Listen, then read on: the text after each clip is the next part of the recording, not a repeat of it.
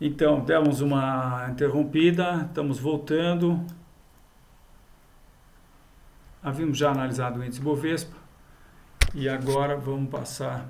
Então, estamos baixistas no índice Bovespa, basicamente porque entendemos que, se você começou a ver a partir desse segundo segmento, entendemos que temos uma bandeira de baixa aqui no índice Bovespa à vista.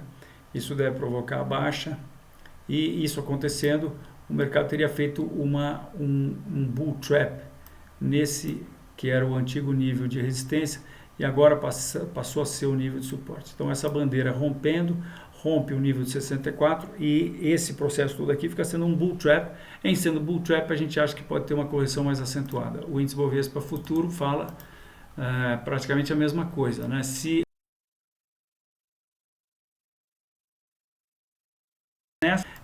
na reta de resistência, mas na verdade também teríamos tido esse bull trap nesse nível de resistência aqui. Não tem nada a ver. Falei besteira.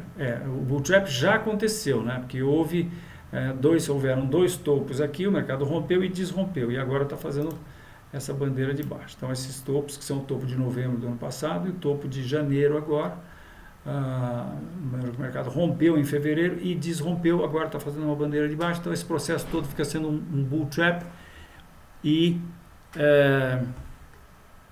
bandeira de baixa. Então isso aqui pode ser um topo principal, por isso estamos baixistas no curto, médio e longo prazo. Longo prazo porque nós, havendo um bull trap aqui nessa reta de resistência do índice Bovespa futuro, o mercado continua no seu processo de baixa. Ele está numa tendência que já vem desde 2008, aqui no caso do Bovespa, e ele continuaria então nesse processo, né? Objetivos, se for de fato uma tendência de baixa,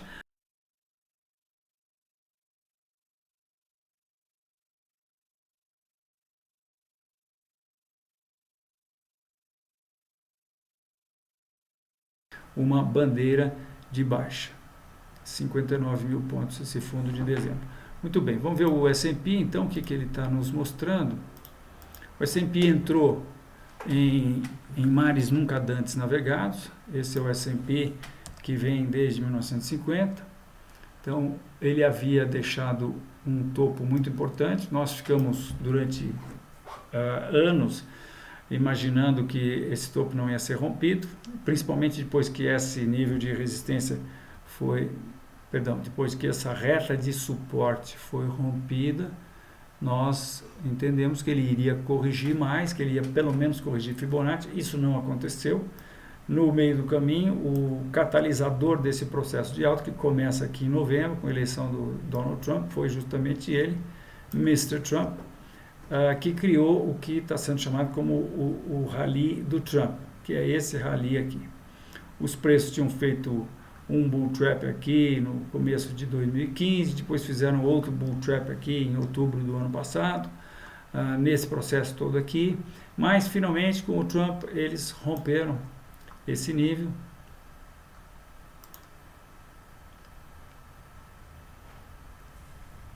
Deixa eu tirar esse Fibonacci daqui que não tem nada a ver, o nível está aqui, deixa eu colocar esse nível no lugar certo, que é para a gente colocar os pingos nos is. Então, o que aconteceu, na verdade, de fato, é que, vejam, eu pus esse nível de resistência aqui no topo histórico, né, de 2000, e ele passa por esses outros níveis aqui. Ele passa próximo desse topo aqui de janeiro de 2015, mas ele passa milimetricamente aqui nesse topo que aconteceu em agosto do ano passado, tá? E ainda a gente vê que em novembro, já logo depois da eleição, os preços rompem esse nível, fazem um pullback e voltam a subir, né? Depois fizeram uma acumulação que a gente hoje pode chamar de retângulo e, enfim, subiram. Se a gente puser isso no gráfico semanal, por exemplo, a gente vai ver que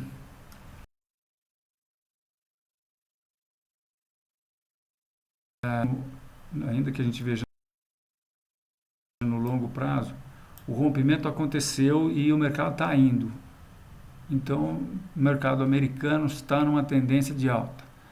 E nada indica que ele possa, vou voltar para o gráfico diário, nada indica que ele possa reverter essa tendência. O que é um ponto super positivo para o Bovespa, né? Porque se isso aqui estivesse caindo, nós que já estamos aí complicados, aí estaríamos ainda provavelmente muito mais complicados, né? Mas eu acho que, como nós estamos vendo um movimento de alta, então a gente tem condições de traçar uma reta de suporte. Quando essa reta for rompida, se ela for rompida, ela então vai estar indicando, eu acho sim, uma correção um pouco mais acentuada. Até porque aqui parece que nós já estamos com 3 pontinhos na reta, né? 1, 2, 3. É isso aí. Então, Estados Unidos em tendência de alta. Se nós tivermos um rompimento aqui dos 2.350 no S&P, nós podemos ter uma queda no curto prazo, mas nós estamos baixistas, estamos altistas para o curto e médio prazo e indefinido aí no longo prazo para o Dow Jones. Por que indefinidos? Ora, porque o mercado ou está com uma força medonha ou ele ainda precisa... Eu acho que não dá para, no longo prazo, imaginar, porque se isso aqui está acontecendo, a gente teria que projetar isso aqui para cima. Isso aqui é 187% para cima. Nós teríamos que projetar mais uma perna dessa, ou no mínimo mais uma perna dessa aqui, de 2011 até 2014, que de qualquer maneira seria 88%, praticamente 89%. Então, como isso é um exagero, então eu acho que esse processo de rompimento aqui ainda está sob a influência da possibilidade de poder acontecer uma reversão logo a seguir do rompimento. Então por isso a gente ainda está indefinidos no médio prazo, mas altistas no indefinidos no longo prazo para o Dow Jones, o S&P. Também o Dow Jones que está muito parecido. Mas estamos sim altistas no curto e médio prazo no Dow Jones e no S&P. Vamos só ver o Dow Jones aqui para ver se ele está indicando a mesma coisa. Esse é o gráfico de 100 anos do Dow Jones, ele é indexado pelo CPI, ou seja, a gente tira a inflação dele. Gráfico sempre em escala logarítmica, né?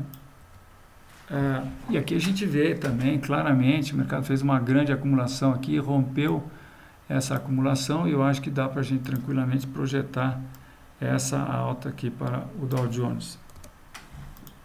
Daqui para cá, nós estamos falando do Dow Jones 22.600, 22.700 e deixa eu ver uma coisa aqui que eu estou curioso agora.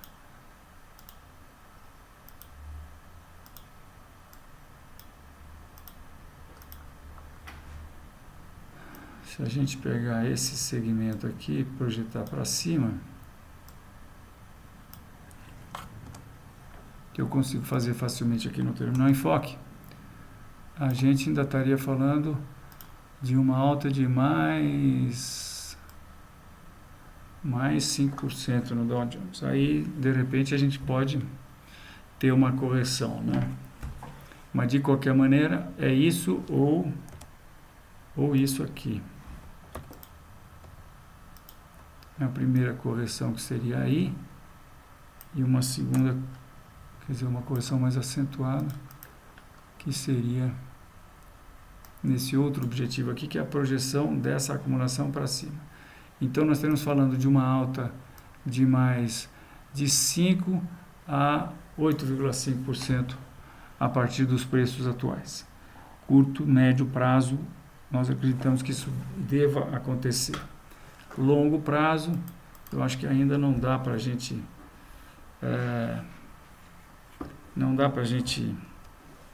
ser autista, porque daqui a um ano eu acho que, quem sabe, o mercado não resolve não escapar mais desta reta guia desse grande canal de alta aí em que ele se encontra, né? Eu ajustei um pouco essa reta, distanciei um pouco mais daqui, passei aqui e a gente vê que chegando lá ele estaria ainda sob influência dessa reta guia aqui, né? Chegando nesses objetivos que a gente traçou. Por isso a gente está autista apenas para o curto e médio prazo, assim como no S&P. Eu queria analisar de novo o mercado de Bitcoin, porque eu acho que eu tenho me envolvido bastante na comunidade de Bitcoin e eu acho que ele está apresentando uma oportunidade muito especial, né? Alguns de vocês já devem ter visto essa análise, eu já publiquei essa análise anteriormente, mas... bom, primeiro eu queria dizer para quem tem terminal enfoque que... peraí, atualizar... BBRL não. Eu quero Bitcoin em US dólar. Atualizar. BTC diário. Vou botar o semanal. Então, a maioria das pessoas vê o gráfico de Bitcoin, que é essa commodity nova, é uma moeda virtual, com escala aritmética. E em escala aritmética, a gente vê esse gráfico aqui que não diz muita coisa. Quando a gente muda para a escala logarítmica, a gente vê que o mercado teve um primeiro movimento, um segundo movimento, e eu acho que existe uma chance grande dele estar iniciando um terceiro movimento.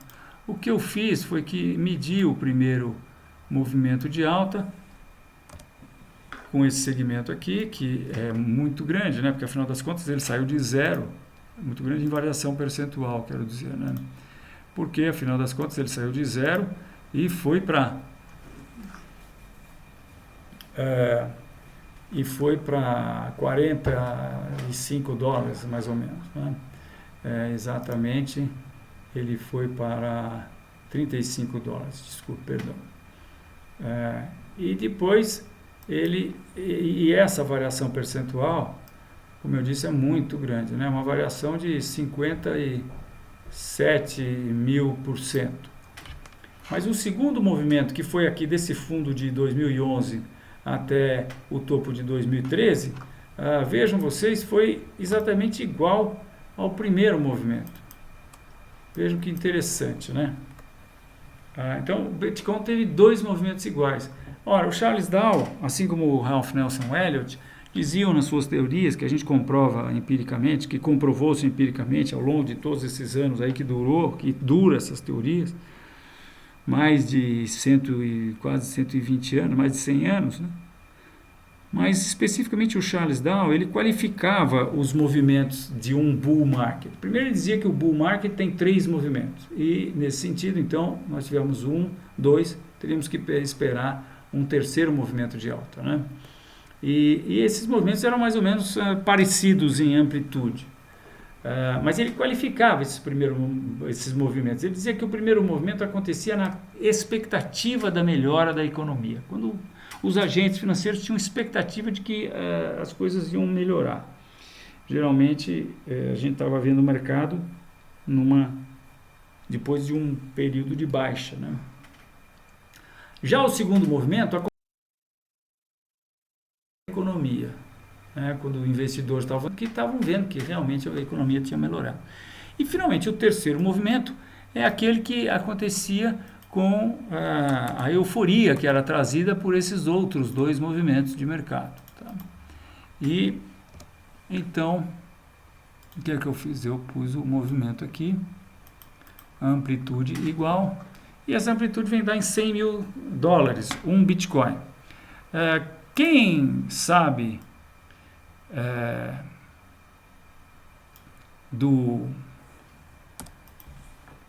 aí do processo do Bitcoin, quem estudou já, entendeu as potencialidades dele, que não é o caso aqui, eu talvez faça um vídeo especificamente de Bitcoin aqui na Quinta Tech, mas sabe que isso é absolutamente viável, porque essa nova commodity, essa moeda virtual, ela é totalmente disruptiva e ela está aí, ela pode resolver coisas assim, e se ela abocanhar, por exemplo, a parte de transferência de moedas entre países, né?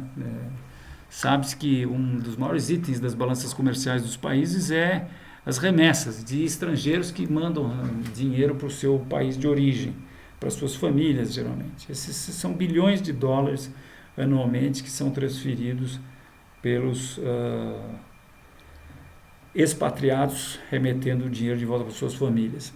E hoje o custo disso é de 5 a 10%, o Bitcoin se propõe a fazer isso por 0%, por um valor irrisório, né? Tem várias coisas que ele pode resolver, e, enfim, micropagamentos, né?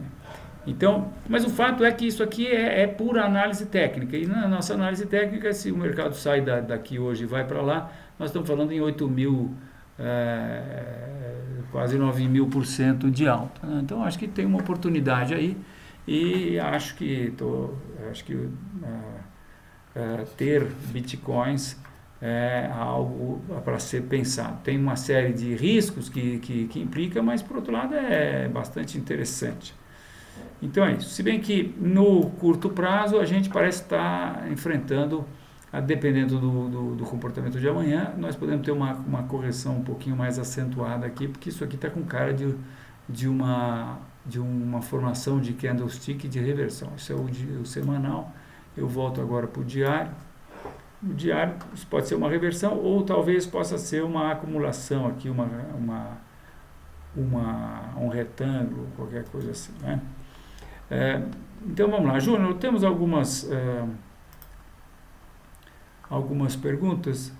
Hoje não, Fausto. Ok, nós temos aqui 3 gráficos que nós estamos com posições, eu vou mostrar a vocês quais são. São, em primeiro lugar, Raia Drogasil. Nós fizemos uma recomendação de venda já faz quase uma semana, foi no dia 9 de março, ou quando os preços estavam praticamente no mesmo nível atual, né? E fizemos essa recomendação quando o mercado rompeu o que nós imaginávamos ser uma bandeira de baixa quando os preços testavam esse nível de suporte. Então, um fundo, 2 fundos e uma bandeira de baixa em cima da linha desses 2 fundos implica que o mercado deve cair. Caiu e continuamos na posição. O objetivo dessa posição é R$ 47,00, ou seja, nós teríamos aí ainda um potencial de 15,8%, quase 16% de baixa. A outra recomendação que fizemos é de transmissão paulista. Fizemos a recomendação sempre no gráfico diário, ainda por enquanto. Vamos estar fazendo o nosso produto se estender para gráficos intraday.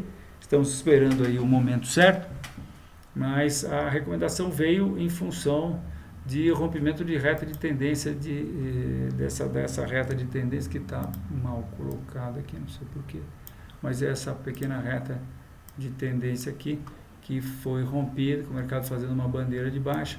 O objetivo é 54,50. E estamos recomendados também na venda de Usiminas. A venda foi recomendada também porque os preços romperam essa pequena reta de resistência num nível, isso aconteceu num nível muito importante de resistência, que é esses 2 fundos aqui, um em 2005, outro em 2012. Então esse, por ser um nível importante, qualquer indicação de candlestick a gente dá muita ênfase, né? Agora, aparentemente, os preços estão de novo numa bandeira de baixa.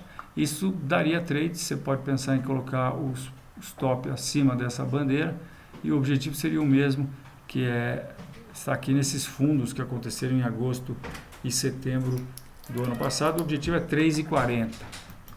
E quero mostrar também rapidamente os ativos que nós temos de olho. São todos esses aqui, ó. Estamos de olho em Alliance, porque estamos vendo uma bandeira de baixa aqui em Alliance. O objetivo provavelmente é 12. Alpargatas rompeu seu topo histórico. Nós até estávamos com planejamento de compra, mas não fizemos o planejamento. justamente porque os preços fizeram uma estrela cadente depois de terem aí rompido, né?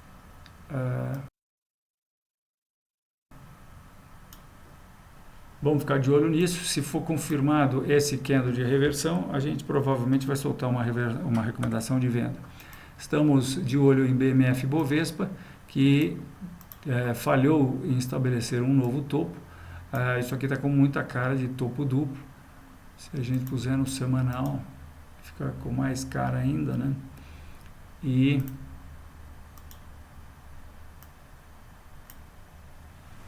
essa reversão hoje transforma isso aqui numa bandeira de baixa. Então, apenas de olho. Bandeira de baixa também para BR Malls, depois de ter rompido essa reta.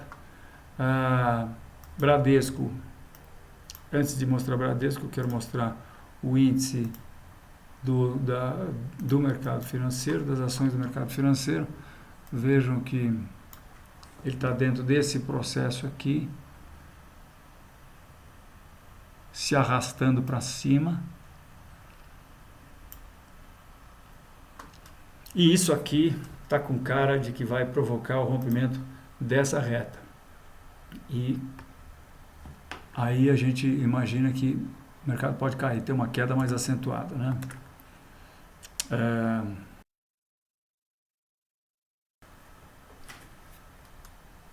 Muito bem. Estamos de olho também em Banco do Brasil, que acabou de romper seu topo histórico e está com um comportamento meio suspeito. Isso aqui parece, de um lado, parece uma deriva, né? Se a gente for para o semanal, a gente vai ver que rompeu e parece estar se arrastando para cima. Voltando para o diário,